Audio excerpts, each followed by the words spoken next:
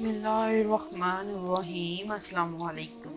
आलम रवाह, आलम दुनिया और आलम बरज़ख, आलम हशर और आलम आखिरत, ये 5 आलिम ऐसे हैं जिनसे अल्लाह पाक ने इंसान को गुजारना है।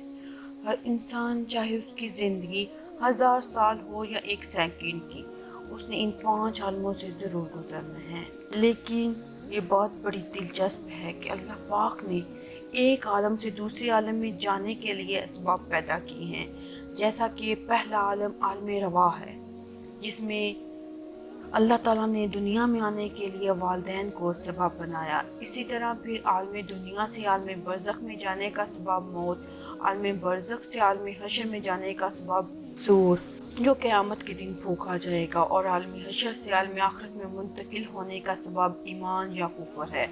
आज का हमारा मौजू आलम बरज़ख है, जिसमें हम जानेंगे कि आलम बरज़ख की ज़िंदगी कैसी होगी, वहाँ पर लोग कैसे रहते होंगे, लोगों वहाँ पर क्या खाते पीते होंगे, और क्या दुनिया के मामलात को वो वहाँ बैठ कर देख सकते हैं। आज हमें इन्हीं सवालात के जवाबात कुरान और हदीस की रोशनी में जानेंगे। नाज़रीन, आलम बरज़ख की अहमियत का अंदाज़ा इस बात से लगाएंगे, इससे पहले भी 2 आलम हैं और इसके बाद भी 2। नबी करीम सल्लल्लाहु अलैहि वसल्लम की हदीस मुबारका है कि अगर अल्लाह पाक के नज़दीक दुनिया की कुछ हैसियत होती तो वो मच्छर के पर के बराबर भी इसमें से किसी काफिर को पानी का एक घूंट ना पीने देते। यानी अंदाज़ा कर जिस आलम दुनिया में हम मौजूद हैं, इसकी अहमियत क्या है। दुनिया और आखिरत में मौजूदा आलम हैं वो बरज़ख कहलाते हैं। बरज़ख के लगवी मानी है आड़ या पर्दे के। इंसान की मौत से लेकर क़यामत में उठने तक की जो वक्फा है उसको बरज़ख कहलाता है। यानी अगर ये कहा जाए ये वो मकामात हैं जिनमें मौत के बाद हशर तक रूहें वहीं पर रहेंगी। इसमें तमाम इंसान और जिन्नों को मौत के बाद रहना है। कि ज़िंदगी दुनियावी ज़िंदगी से बहुत लंबी है, लेकिन एक दिन वो भी ख़त्म होनी है। अल्लाह पाक ने सूरत अल-मोमिनून में फरमाते हैं, और इनके आगे एक आड़ है उस दिन तक जिस दिन तक वो उठाए जाएंगे। आलम बरज़ख में पहुंचने के बाद इंसान का आखिरत की तरफ सफ़र शुरू हो जाता है।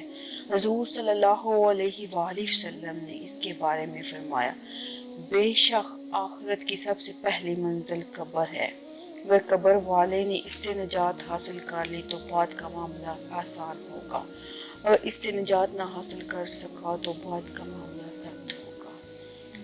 जब रूहें आलम बरज़ख में पहुंचती हैं तो इसमें 2 मकाम हैं। एक का नाम अलियन, जिसमें नेक रूहों को रखा जाता है, और दूसरे जगह का नाम सिज्जीन, जिसमें बदकार या काफिर रूहों को रखा जाता है। तमाम रूहें क़यामत के दिन तक वहीं पर रहेंगी, और फिर क़यामत के दिन अपना हिसाब किताब के बाद अपने असल मकाम यानी जन्नत या दोज़ख में दाखिल हो जाएंगी। रवायत में आता है कि इंसान की वफ़ात के बाद कब्र में रूह को फिर से मादी जिस्म के साथ मुंसलिक किया जाता है, जहाँ पर वो मुनकर नकीर के सवालों के जवाब देगा। अगर तो सवालात के जवाबात सही दिए तो फिर आसमान से आवाज़ आती है, मेरे बंदे ने सच कहा है, इसके लिए एक जन्नती बिछोना बिछा दो, इसे जन्नती लिबास पहना दो, और इसके लिए जन्नत की तरफ से एक दरवाज़ा खोल दो। कब्र के अंदर ही जन्नत की तरफ से दरवाज़ा खोल दिया जाएगा। वहाँ से इसे ठंडी हवा के झोंके आएंगे और खुशबू भी। हद्दे नज़र इसकी कब्र को शादा कर दी जाएगी। लेकिन अगर सवालात के जवाब सही ना हुए तो फिर इसकी कब्र में जहन्नम का बुझौना बिछा दिया जाएगा। जहन्नम की गर्मी से यहाँ भी महसूस होगी। इसकी कब्र इंतहाई तंग हो जाएगी, इतनी तंग कि इसकी पसलियाँ आपस में टकराने लगेंगी। इसी तरह अमाल के हिसाब पर अगर नेक रूह हुई तो खूबसूरत 2 नूरानी फरिश्ते रूह को अलियन में छोड़ जाते हैं। अगर बुरे अमाल वाली रूह हो तो 2 खौफनाक तेज नुकीले दांतों वाले फरिश्ते बुरे इंसान की रूह को सिज्जीन में डाल जाते हैं।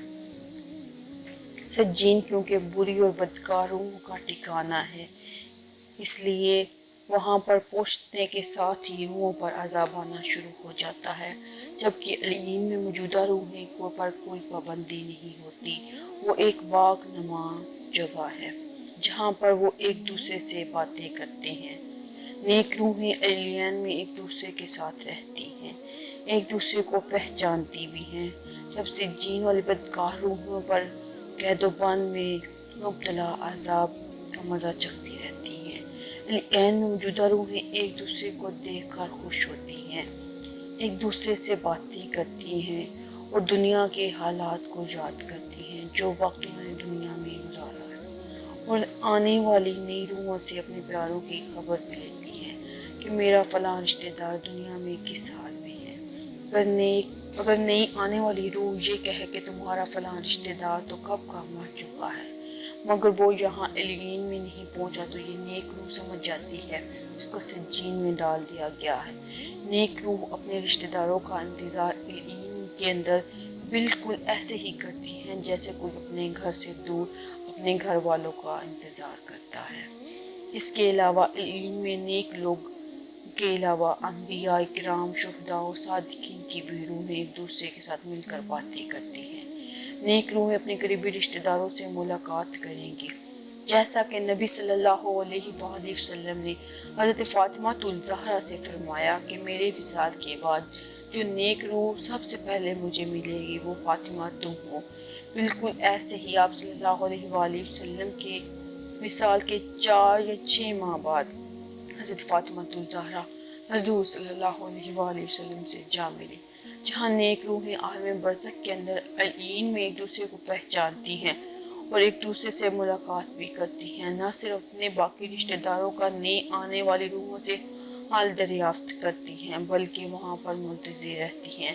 ناظرین، یہ یاد رکھیں کہ عالم برزخ میں روحیں عالم محشر تک رہیں گی، یعنی قیامت کے دن تمام روحوں کا قیام عالم برزخ میں رہے گا، اور قیامت ہی کا وہ دن ہوگا جب روحوں کو جسم میں منتقل کر کے اٹھایا جائے گا، پھر حساب و کتاب کے بعد جنت یا جہنم میں ڈال دیا جائے گا، پھر وہی مستقل ٹھکانہ ہوگا۔